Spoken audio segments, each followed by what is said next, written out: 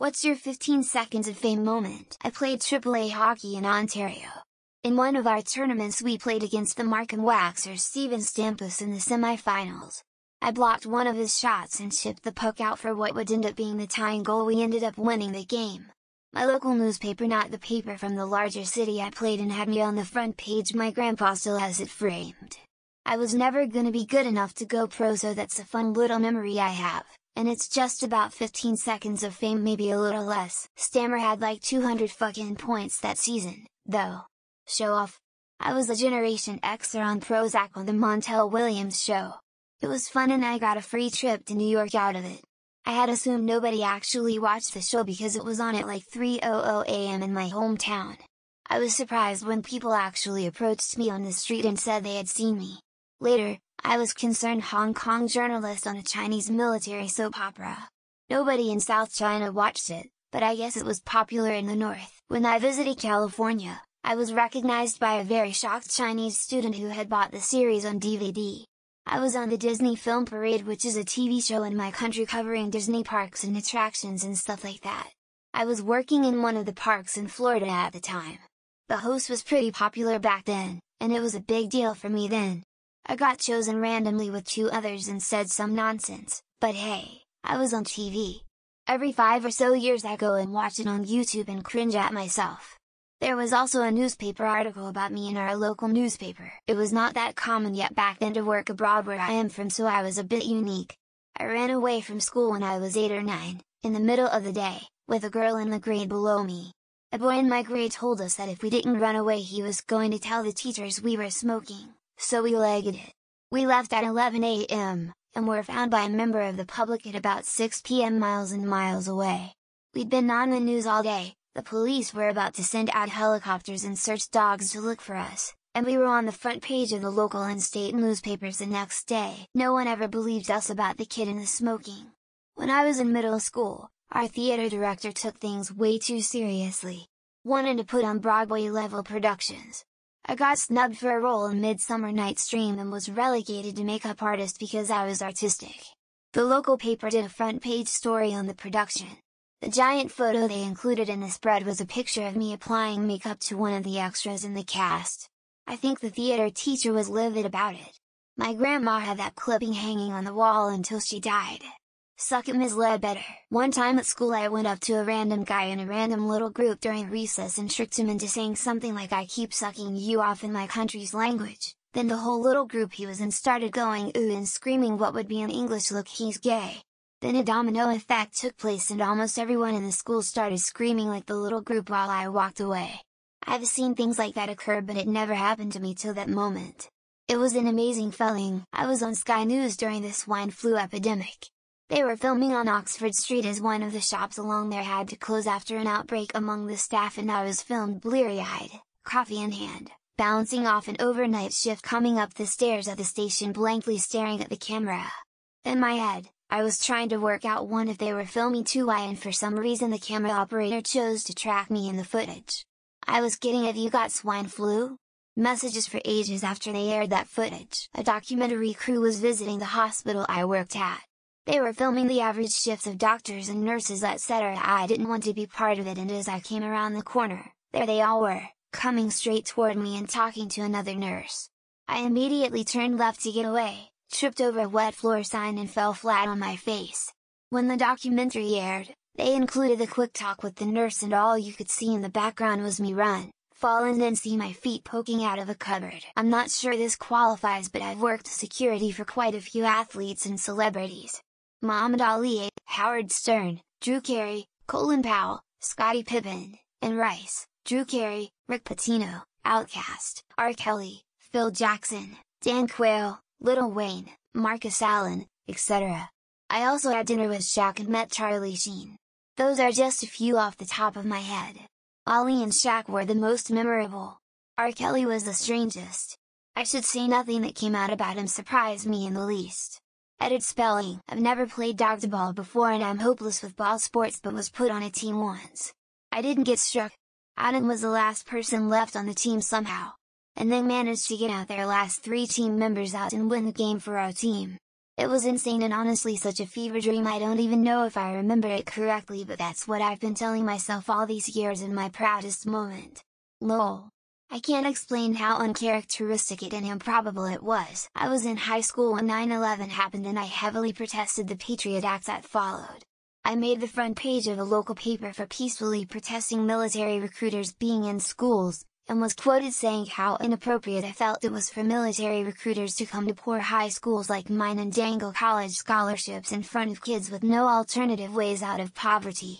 I was 14 at the time. I'm 36 now and still proud of the tenacity I've had since childhood. I beat a man half to death for res my sister and got 4 years in prison. When I got out I had the biggest party thrown for me by some people I knew and tons of random people who gave me cards with cash to start over. I tried not to accept because I'd do it again and I'd think any brother would do it for their sister, but they wouldn't take no for an answer and met my now fiancé. They've been with her ever since. Never thought violence in prison would change my life forever for the good, smiley face. Well, more than a decade ago, I was in a thread on 4chan where someone asked what Anon would do if he had a portal gun. As a reply I made a drawing in Photoshop of a guy using portals to suck his own dick. It went kinda viral and was posted all over the internet in the following months. About a year later College Humor made the music video Wish I Had a Portal Gun, which kinda played off the same joke. Of course, no one really knows that was me, so not sure if it counts as fame. I was 14 yo. 1985, a recipient of one of the early cochlear implants this side of the country. I went on speaking engagements, did some interviews, articles in newspapers and teen magazines, did a benefit with Woody Page, he wrote the newspaper articles too, and I met with prospective patients around the state for a couple years. I stopped wearing my implant a few years after high school. I had had enough. Silence is golden, remain a staunch supporter, but it wasn't for me. 1992. I was 14. My friend had a cousin who was a producer for MTV. We went to the studios in NYC for a visit and we were in the audience for a show called Hangin' with MTV. They gave a few of the audience members 15 seconds of fame. I sang a song for 15 seconds. Best part was that Phish was there debuting their first album. No one knew who they were, but they were jumping on trampolines and singing into a vacuum cleaner hose. The Cure was there too. It was wild. You remember the Oasis where the field flooded because people kicked sprinklers off? Me and a friend of mine started that. We were sitting on the grass and casually just sort of fidgeting with a sprinkler head. My buddy jammed a penny underneath it and it popped up. Then, being an edgy metal fan that wanted to break stuff, I kicked the sprinkler head off and water started to gush up. There was a total oh shit moment, but then everyone around me started to cheer. I wrote a text message screenshot tweet that went viral and got purchased for a T-Mobile Super Bowl ad in 2019. When it aired during the third quarter, my phone blew up. I even celebrity followers like Mark Hoppus defending me on Twitter thinking it got stolen. I got interviewed by local news stations and stuff too. It also jump-started my career as a creative, but that was a big moment for me. I can always say I wrote a Super Bowl ad at 19 years old. I became somewhat known in the retro gaming community for doing this insane YouTube video on an obscure shooter shmup from 1992. I go to cons and get recognized. It was incredibly bizarre but wonderful at the same time. It led to me meeting a somewhat well-known game dev.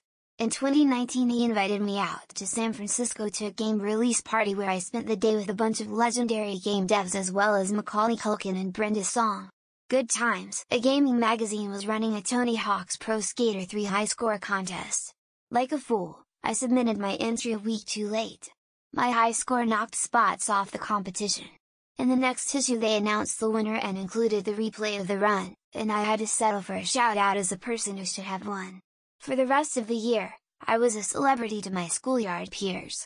Fuckers never sent my memory card back, though. Working at my first job, Pizza Hut, we had an employee lose his family to a fire.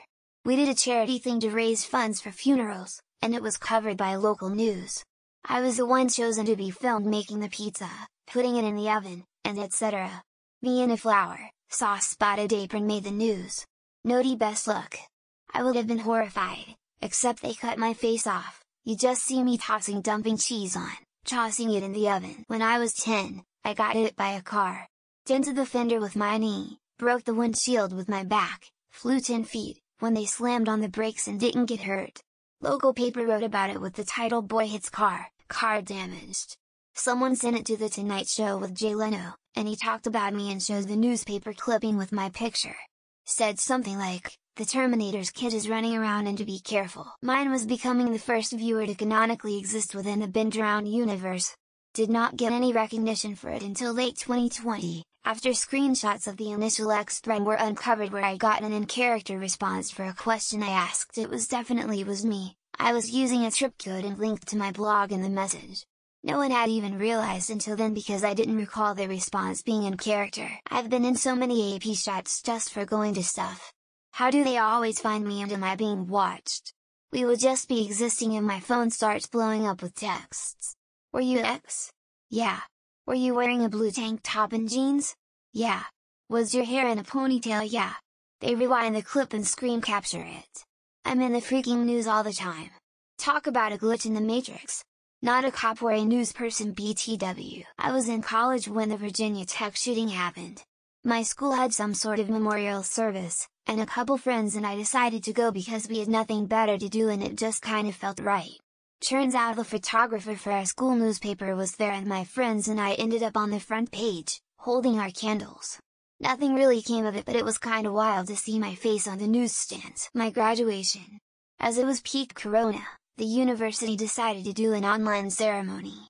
As part of it they projected the names of all the graduates on the side of the highest and tallest building in the center of town. Your name being broadcasted for thousands of people to see, showing you got your master's degree. My proudest moment shown for the entire city to see. Probably didn't matter to them, but it did to me.